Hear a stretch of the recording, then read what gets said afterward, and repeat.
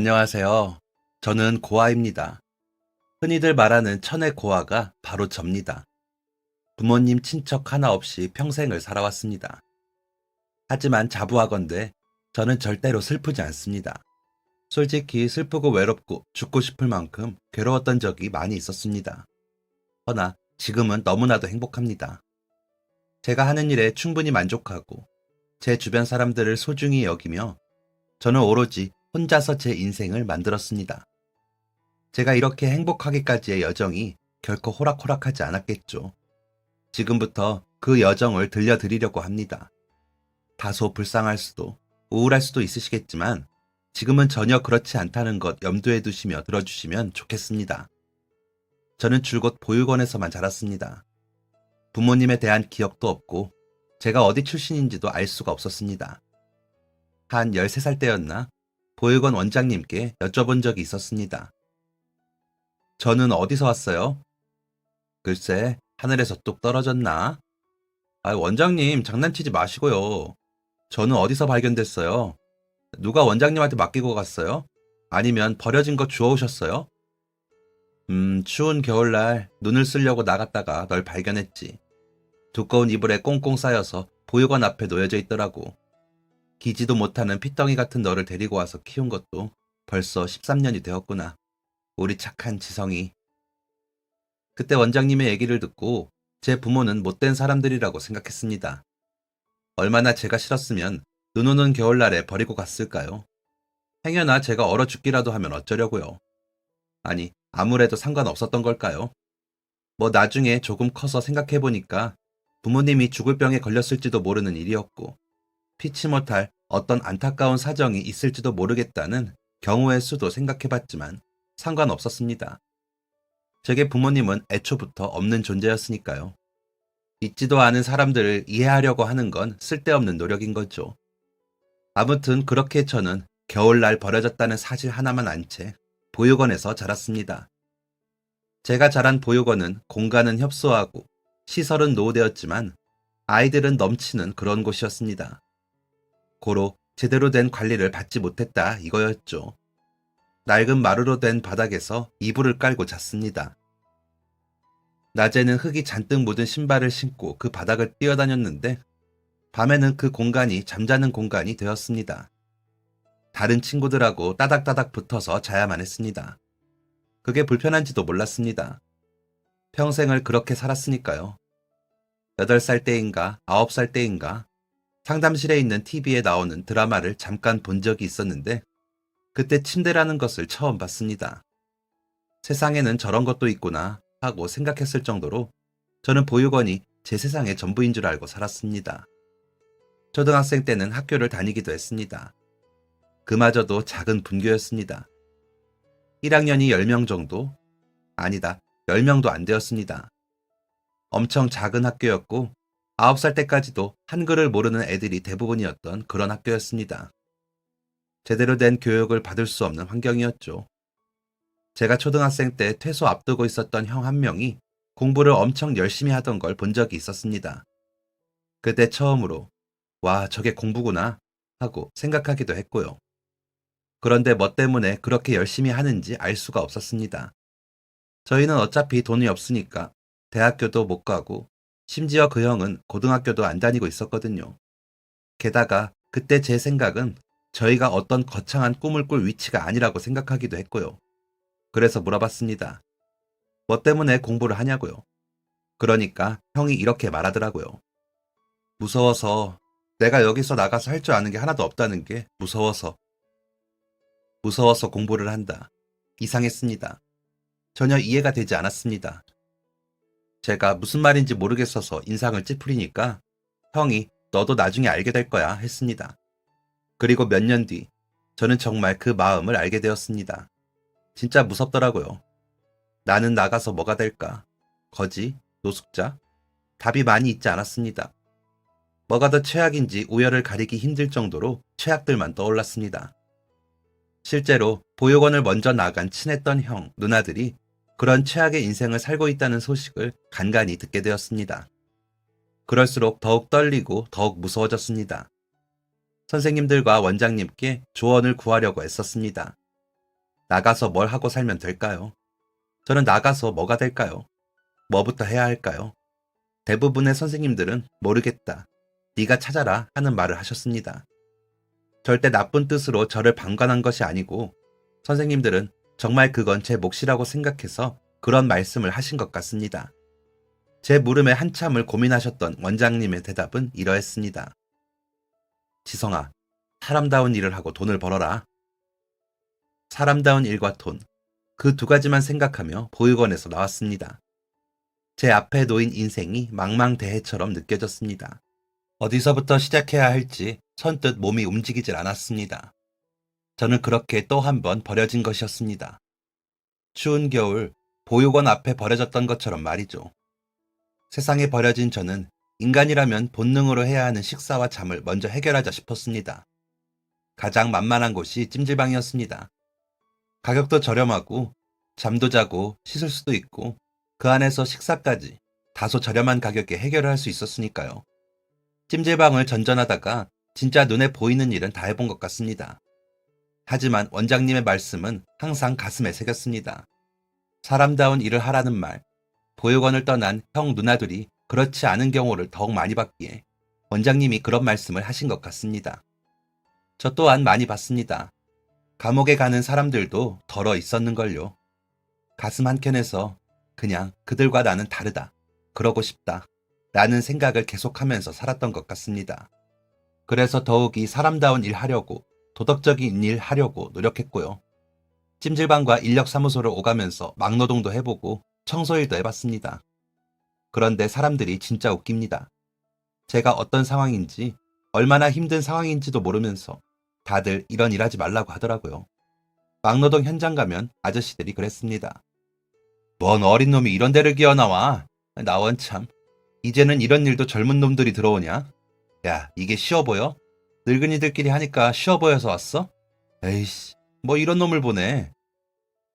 저는 그냥 인력사무소에서 보내주니까 간 건데 아저씨들은 저를 홀대했습니다. 청소일을 하는 것도 마찬가지였습니다. 뭐? 19살? 오래 살고 볼 일이네. 뭐 때문에 청소일 하러 왔어요? 아니, 그렇게 젊으면 할 일도 많을 텐데 이런 청소일은 우리 같은 사람들한테 양보해줘야 해요. 이런 일 하지 말고 다른 일 해요. 젊으면 할 일이 얼마나 많아. 저도 진짜 할 일이 없어서 간 건데 저를 이상한 사람 보듯이 보더라고요. 진짜 어떻게 하라는 건지 모를 일이었습니다. 그럼 나는 대체 무슨 일을 해야 하나 답답했죠. 그러는 와중에 저보다 2달 일찍 퇴소한 보육원 친구가 같이 일을 하자면서 어떻게 제가 있는 찜질방까지 알고 와서 저를 꼬드겼습니다. 대충 얘기만 들어봐도 안 좋은 일이라는 걸 단번에 알 수 있었습니다.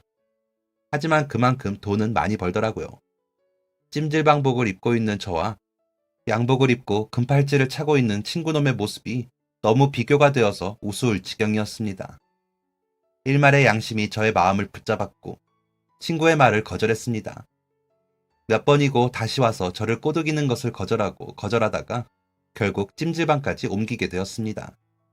다른 지역의 찜질방에서 다른 지역의 인력사무소를 또다시 전전했습니다. 그러다가 한 건물의 청소일을 가게 되었습니다. 그런데 그 건물 지하에 약간 음산한 기운을 풍기는 곳이 있었습니다.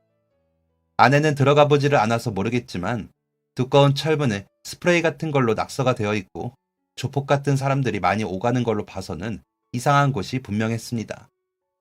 그리고 그 건물 청소를 한 달쯤 했을 때 지하의 비밀을 알게 되었죠. 계단을 청소하고 있는데 1층부터 뭔가 기계음 같은 게 들렸습니다. 청소하면서 내려가 보니까 지하에서 나는 소리더라고요. 한 뼘 정도 열린 문틈으로 어둑한 내부가 눈에 들어왔습니다. 그러면 안 되는 줄 알면서도 저도 모르게 고개는 그쪽을 향해 있었습니다. 어둑한 실내, 불편하고 불규칙적인 기계음, 수상해도 너무 수상했습니다. 대체 뭔가 하고 고개를 삐쭉 내민 순간 저는 그대로 얼어버렸습니다. 문신하는 곳이더라고요. 내부의 벽에는 멋진 그림들이 가득했고 뒷모습조차도 평범해 보이지 않는 타투이스트가 작업에 열중을 하고 있었습니다. 아주 가끔 퇴소를 한 형들이 보육원에 찾아오는 경우가 있었습니다. 아주 드물게 말이죠. 언제 한번 그 중에서 양쪽 팔에 문신을 가득한 형을 본 적이 있었습니다. 무섭기도 멋지기도 했습니다. 그리고 사회에 나와 보니까 생각보다 많은 사람들이 문신을 하고 있더라고요. 나이가 있는 사람들도, 여자들도요. 그런데 그렇게 문신을 하는 것을 보게 된 것은 처음이었습니다. 멋지다고 생각했습니다. 저는 주사 하나도 무서워하는 겁쟁이라 문신을 새기고 싶진 않았지만 처음 보는 이색 직업이기에 참 멋지다고 생각했습니다. 그 다음부터 그 앞을 알짱대기 시작했습니다. 저도 모르게 발길이 향하더라고요. 한 달 열흘 그러고 있으니까 40대쯤 되어 보이는 타투이스트가 저를 불렀습니다. 관심 있냐고 물어보더라고요. 솔직히 관심이 있는 것도 없는 것도 아니었습니다. 신기하다고 생각은 했지만 제가 하고 싶은 건 아니었으니까요. 근데 그때 마침 청소일을 잘렸을 때였습니다. 기존에 일하셨던 분이 다치셨다고 그만두셔서 제가 들어가게 된 거였는데 다시 복귀하신다고 하더라고요. 그 때문에 제가 일자리를 잃게 된 거였죠. 그래서 그냥 그 타투이스트한테 관심 있다고 했습니다. 아예 거짓말은 아니었고요. 아무튼 그렇게 보조로 일을 하게 되었습니다. 간단히 예약받고 발주 넣고 그림 그리는 연습 정도 했습니다. 그런데 연예인들도 많이들 오가더라고요. 그 선생님이 유명한 분이신 것 같았습니다. 아무튼 그렇게 석 달 정도 일을 했습니다. 급여가 일정치 않기도 했고 일이 없는 날도 있었지만 힘들지 않기도 했고 의외로 그림 배우는 게 재미있어서 계속했습니다. 그리고 무엇보다 좋았던 점이 그 가게에서 잘 수 있게 해주셨거든요. 찜질방 생활을 전전하던 저에게는 너무나도 좋은 기회였죠.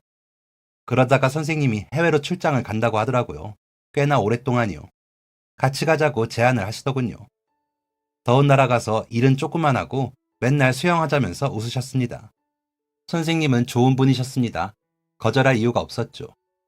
제게 일자리도 주고 배움도 주고 첫 해외여행까지 시켜준다니요. 그렇게 처음으로 여권도 만들고 처음으로 비행기도 타봤습니다. 베트남을 돌면서 일을 했습니다. 어떤 날은 진짜 하루 종일 일하고 또 어떤 날은 하루 종일 수영하고 놀고를 반복했습니다. 돈을 엄청나게 많이 벌었습니다. 어깨 너머로 보는 선생님의 수입이 가늠이 되지 않을 정도였습니다. 저는 한국에서 받던 급여의 2배를 받았습니다. 솔직히 그렇게 큰 돈은 처음이고 그렇게 호화스러운 삶이 처음이라 이게 꿈인지 현실인지 구분이 안 되더군요.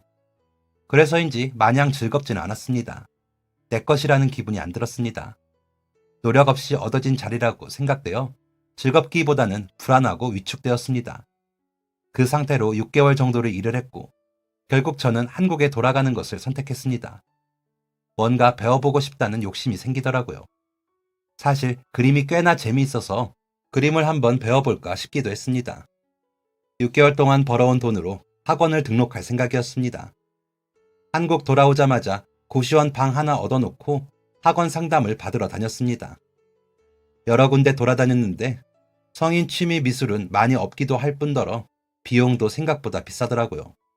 고민하던 차에 정말 우연히 예전에 보육원에서 같이 자란 형을 만나게 되었습니다. 저보다 2살이 많은 형이었습니다. 퇴소하고 어떻게 지냈는지 전혀 알 수 없었는데 생각보다 잘 지내고 있는 것 같더라고요. 오랜만에 만난 김에 같이 밥을 한 끼 했는데 행색도 번듯하고 직장도 다니고 있다고 했습니다. 너는 요즘 어때? 뭐하고 지내? 자리는 잡았어? 저는 뭐 더 찾아봐야죠.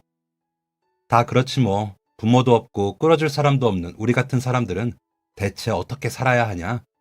나야 뭐 운이 좋아서 직장 다니고 있지만 나랑 같이 퇴소한 애들 보면 다들 엉망이야. 아, 너 아직 할 일 못 찾았으면 나랑 한번 일해볼래? 무슨 일인데요? 물어보지 말걸. 밥 먹지 말걸. 아니다. 애초에 아는 척을 하지 말걸. 진짜 많이 후회했습니다. 멀쩡한 회사에 다니는 것처럼 멀쩡하게 하고 다니던 그 형이 사기를 아주 제대로 쳤습니다. 정말 생각하기도 싫은 끔찍한 기억입니다. 베트남에서 6개월 동안 벌어왔던 돈이 제 전재산이었습니다.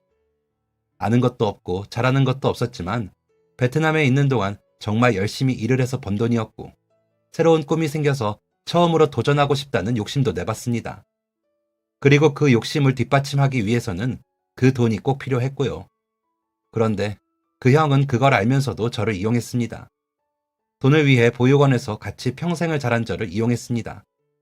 1200만 원 때문에 저와 같이 산 16년을 외면한 것이었습니다. 진짜 끔찍했습니다. 회사도 거짓, 직업도 거짓, 그 형의 모든 게 거짓이었습니다. 진실이 뭔지도 알 수도 없는 채 그렇게 저는 전 재산을 날리고 말았습니다.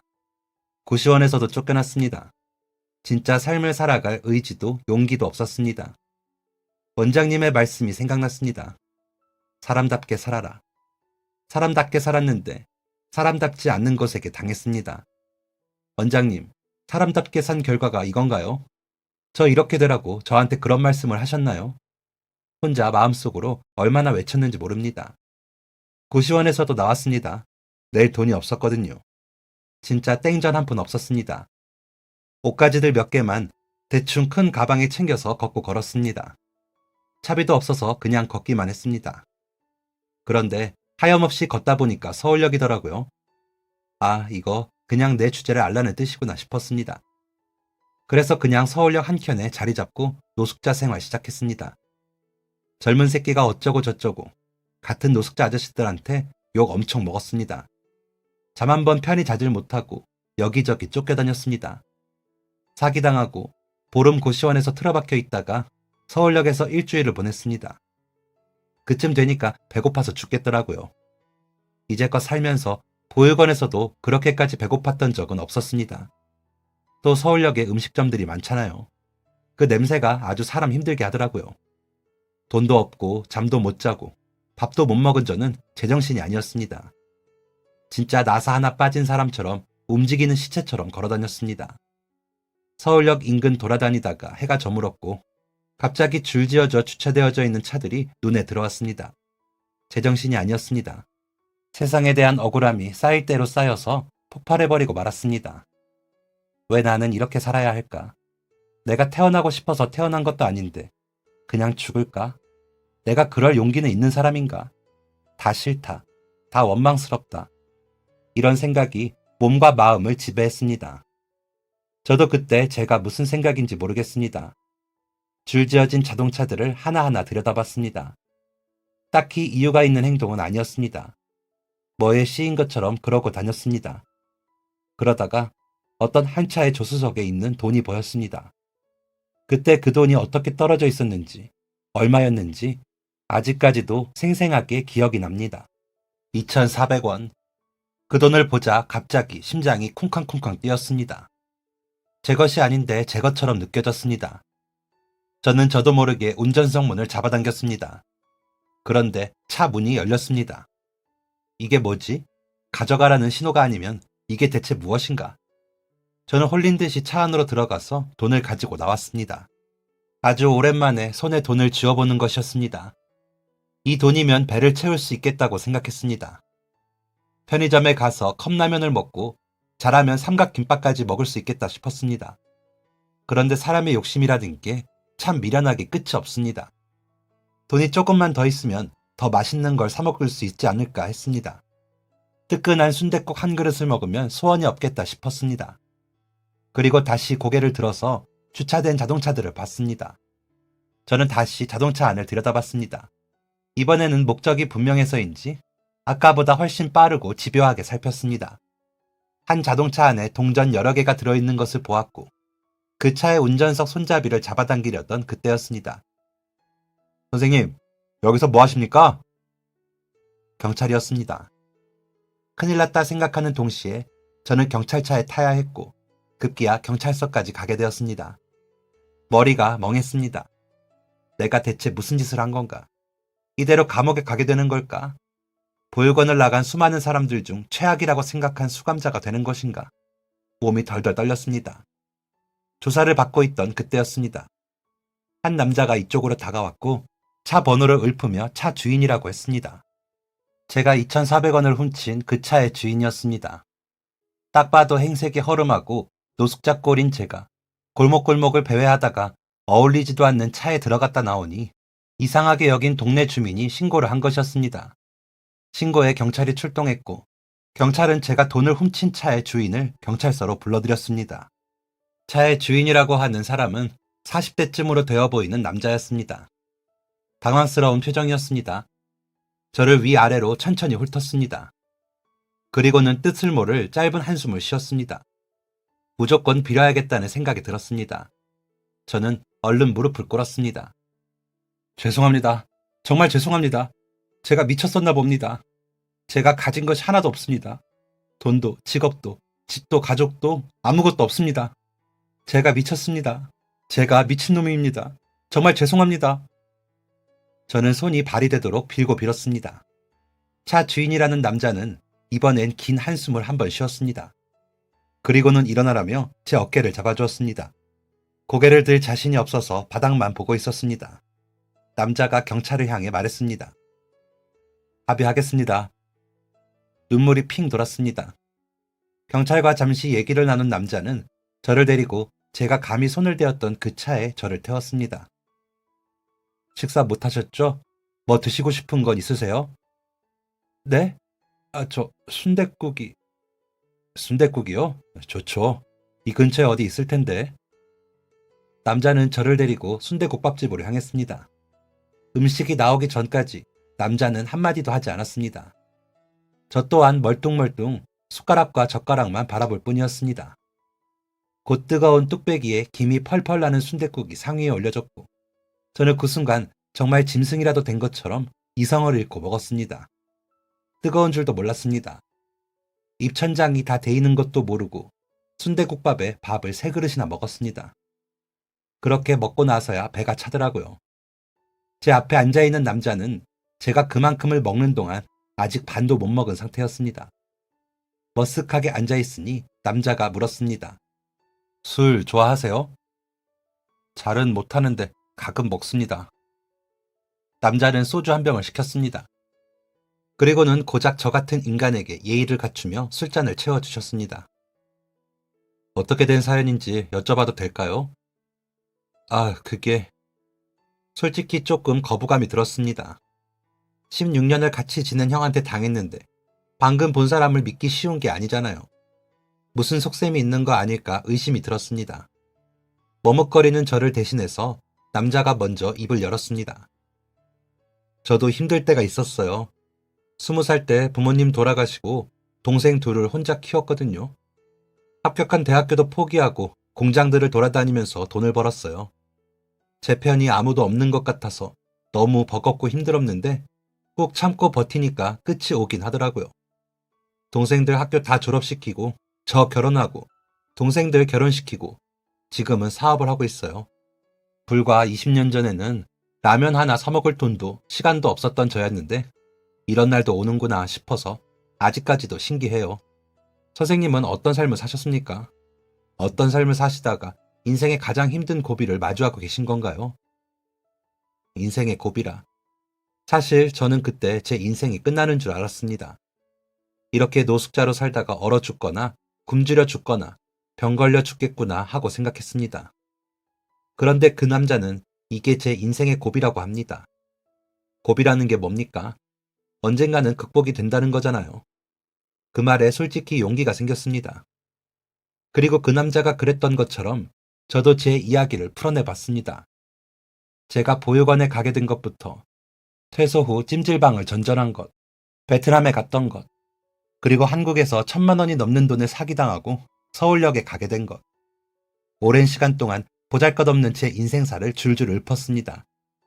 재미도 없을 텐데 남자는 진지하게 제 이야기를 끝까지 들어주었습니다. 제 이야기가 다 끝이 나자 남자는 제게 다시 한번 소주를 따라 주었습니다.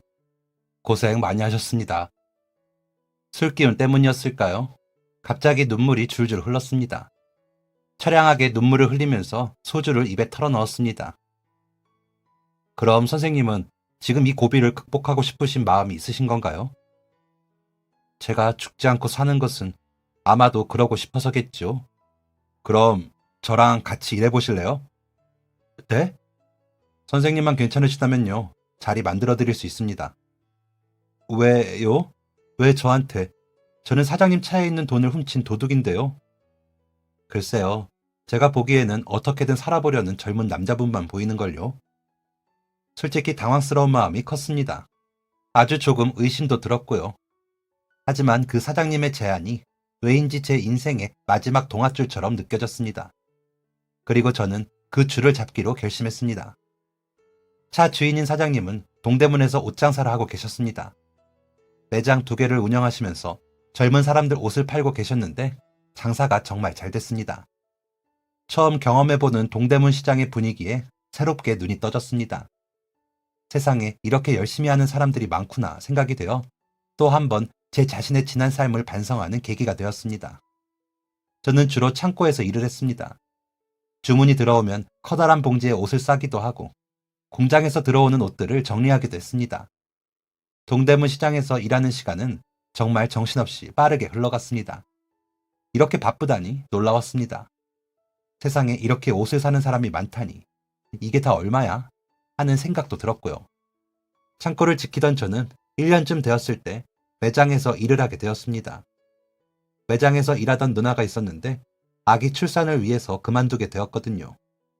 사람 구해질 때까지만 제가 일을 맡았는데 그 일이 썩 재밌고 사장님께서도 제가 곧잘 한다면서 계속 맡기셨습니다. 창고에서 있을 때와는 또 다른 세상이었습니다. 많은 거래처 사람들을 상대하면서 난생 처음으로 서비스직의 고충도 알게 되었습니다. 솔직히 처음에는 실수도 많이 했습니다. 사람을 상대하는 일이 처음이기도 했고 배송 업무나 엑셀 쓰는 것도 다 처음이었으니까요. 그런데 사장님께서는 끝까지 저를 믿어주셨고 저는 혼자 PC방 가서 엑셀 연습해보고 틈날 때마다 시장 돌아다니면서 다른 사람들 어떻게 일하나 살펴보면서 실력을 다졌습니다. 그러다가 저희 매장 디자이너하고 친해지게 되었습니다. 제가 사기 당하기 전에 그림에 조금 관심이 있었잖아요. 동대문 일하다가 우연찮게 디자이너 형의 그림을 보게 되었는데 우와 소리가 나올 만큼 멋졌습니다. 저도 혼자 집에서 그림도 그려보고 형한테 아이패드 쓰는 것도 배우면서 혼자 취미로 그림을 그리게 되었습니다. 동대문에 있어서 그런가 그리는 그림들은 주로 옷이었습니다. 그런데 제가 평생 없이 살다 보니 옷을 잘 입는 게 뭔지는커녕 옷을 제대로 사본 적조차 없었잖아요. 그런데 동대문에서 맨날 보는 게 옷이다 보니까 자연스레 관심이 생겼고 생각보다 제가 옷에 관심이 많고 안목이 나쁘지는 않다는 것을 알게 되었습니다. 그러다 보니 점점 욕심이 생겼습니다. 내 옷을 만들어 보면 어떨까? 나도 옷을 팔아보면 어떨까? 하는 욕심들이었죠. 그동안 몇 년 동안 동대문이라면서 모은 돈도 조금 있고 하니 쇼핑몰을 해보면 어떨까 싶었습니다. 저는 제 마음을 사장님께 내비쳤습니다. 솔직히 좀 긴장되었습니다. 사장님이 좋은 분이시라는 건 누구보다 잘 알고 있지만 그렇게 저를 걷어주셨는데 제가 일을 그만두겠다고 하면 사장님께서 실망하실 수도 있을 테니까요. 하지만 제 우려와 달리 사장님은 진심으로 저를 축하해 주셨습니다. 지성아, 잘 생각했다. 내가 그랬지? 너 안목 있다고. 너도 알겠지만 이 바닥이 그렇게 호락호락한 곳이 아니야. 우리 거래처들만 봐도 몇 달 사이로 망하는 곳이 수두룩하잖아. 이왕 하겠다고 마음먹은 거 죽기 살기로 해. 우리 매장 옷도 가져다가 팔고 네가 디자인할 옷 있으면 공장도 소개해줄게. 혹시 도움 필요하면 언제든지 연락하고 너는 꼭 성공할 거다. 난 그렇게 믿어. 사장님을 처음 만난 그때처럼 다시 한번 눈물이 핑 돌았습니다. 내가 만약 그때 사장님을 못 만났다면 지금쯤 어떻게 되었을까 하는 상상도 해봤습니다. 생각만 해도 끔찍하더라고요. 아무튼 그렇게 사장님의 응원을 받으며 저는 동대문을 나오게 되었고 바로 사업자 신고하고 제가 살던 반지하 원룸방 바로 옆 건물 지하에 있는 작은 사무실을 월세 계약을 했습니다. 솔직히 혼자 하니까 체결할 것도 없고 그냥 무작정 무대뽀로 시작했습니다.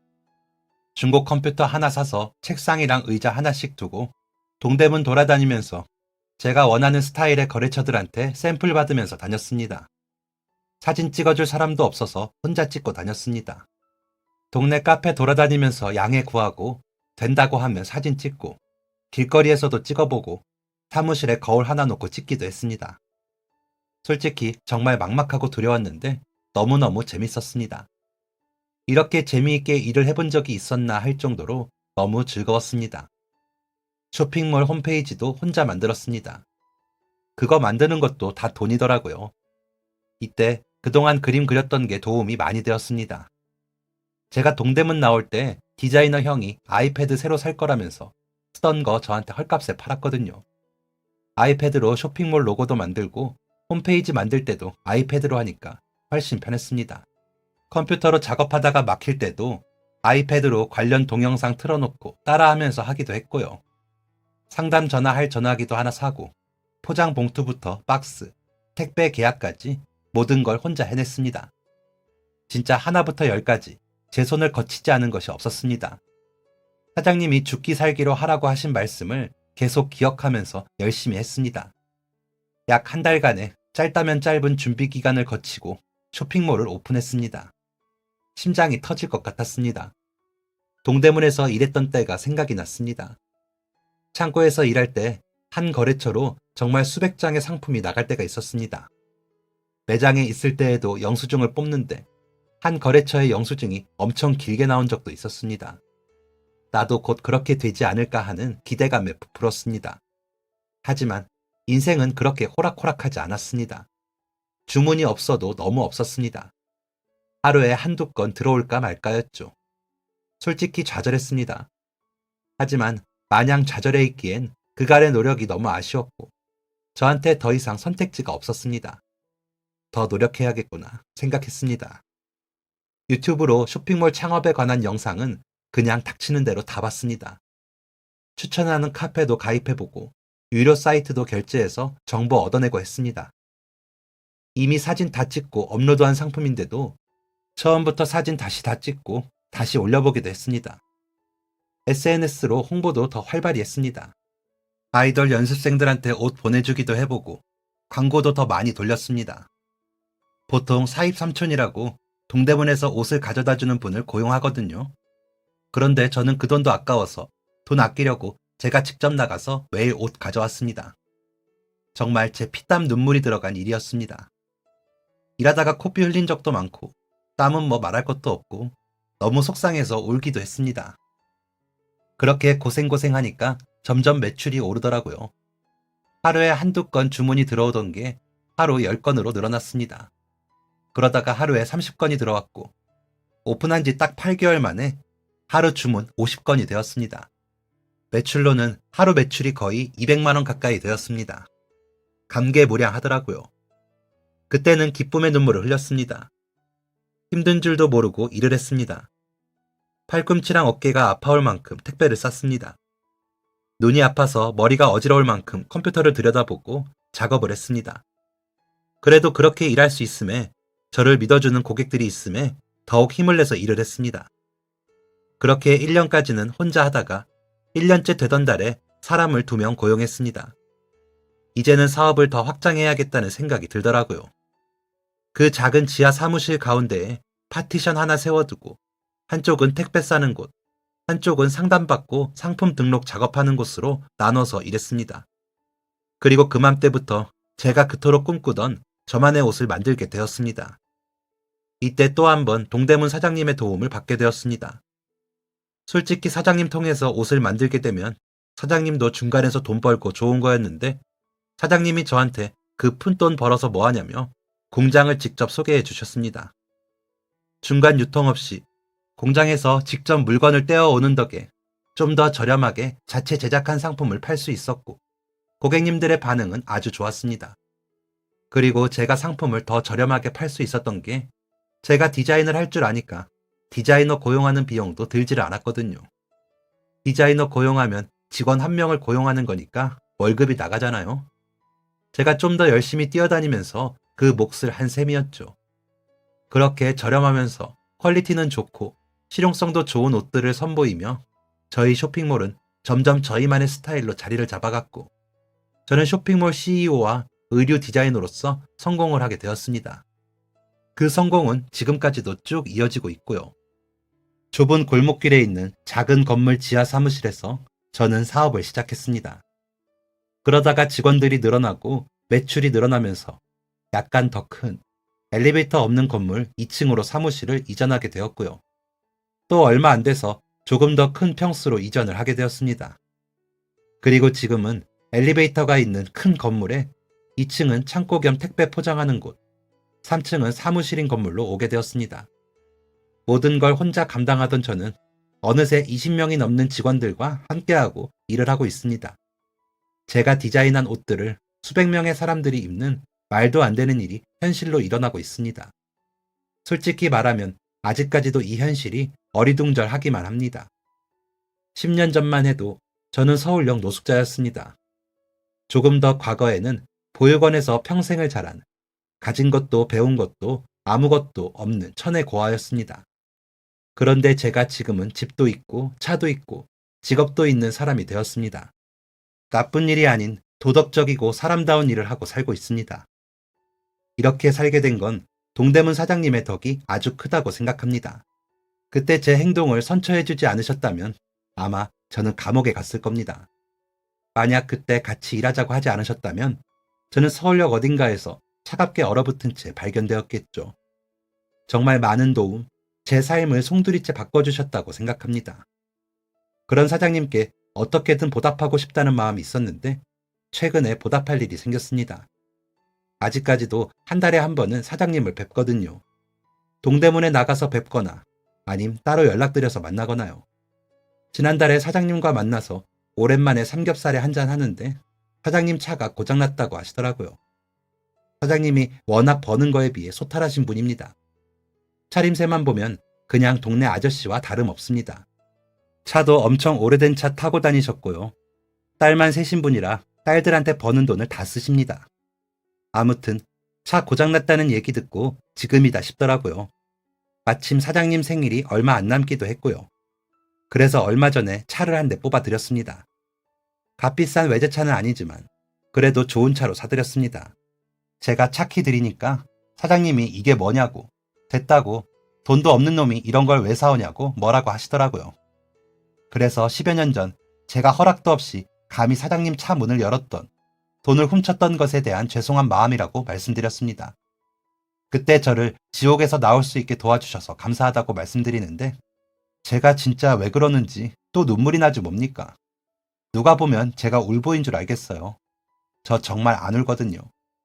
그런데 사장님 앞에서는 그렇게 눈물이 자꾸 나네요. 울보처럼 글썽이면서 말하니까 사장님께서도 더 할 말이 없으셨는지 에라이 모르겠다 하시면서 차 키를 받으셨습니다. 그때 식당에서 밥 먹고 있었는데 제가 사장님 드릴 차를 주차장에 끌고 갔었거든요. 그렇게 거절을 하시더니 막상 차 보니까 엄청 좋아하셨습니다. 사장님께서 맨날 뚜껑 열리는 차 한번 타보는 게 소원이라고 하셨거든요. 완전 오픈카는 아니지만 뚜껑 반만 열리는 거 옵션 넣어드렸더니 그렇게 좋아하시더라고요. 비 오는 날도 열고 다닐 거라는 농담을 하시면서요. 저는 평생 누군가한테 뭘 받아보지 못했습니다. 물질적인 것도 사랑도 관심도요. 그래서 주는 법도 몰랐습니다. 어떻게 줘야 하는지, 뭘 줘야 하는지, 왜 줘야 하는지요. 그런데 지금은 조금 알 것 같습니다. 요즘엔 참 많은 사람들에게 뭔가를 받고 있거든요. 동대문 사장님의 응원을 많이 받고 있고 직원들과 고객님들의 기대도 받고 있고요. 그리고 또 한 사람, 내년 봄에 결혼을 약속한 제 여자친구와 장인어른, 장모님의 사랑도 받고 있습니다. 이 분에 넘치는 것들에 어떻게 보답을 하면 좋을지 아직도 잘 모르겠습니다. 하지만 왜 줘야 하는지는 알 수 있습니다. 마음을 주고받는 게 그게 사람답게 사는 거더라고요. 원장님이 말씀하셨던 사람답게 살라고 하시는 건 바로 이런 걸 말씀하셨던 것 같습니다. 사람답게, 좋은 사람들과 좋은 마음을 나누는 것. 그게 바로 사람답게 사는 게 아닐까요? 그렇다면 저는 아주 성공했네요. 충분히 그런 삶을 살고 있으니까요. 앞으로도 이렇게 좋은 사람들과 사람답게 살고 싶습니다. 어떤 순간에도 좌절하지 않고 이겨내면서 하고 싶은 일 잔뜩 하면서 말이죠. 그러니까 이 글을 읽는 모든 분들도 힘내시기를 바랍니다. 저 같은 놈도 이렇게 살잖아요. 여러분이 안 될 게 뭐가 있습니까? 모두 원하는 삶, 행복한 삶 사시기를 진심으로 응원합니다. 지금까지 사연 들어주셔서 감사합니다. 사연이 재밌으셨다면 구독과 좋아요를 눌러주세요. 감사합니다. 안녕히 계세요.